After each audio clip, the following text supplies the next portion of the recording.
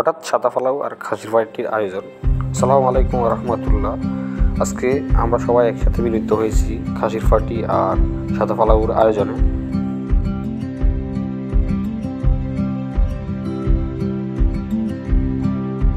এ হচ্ছে আরিফ, চলে আসছে লুঙ্গি পরে খাসি মাংস খাওয়ার জন্য। ওকে মানা করছি, তবু আমাদের সাথে চলে আসছে।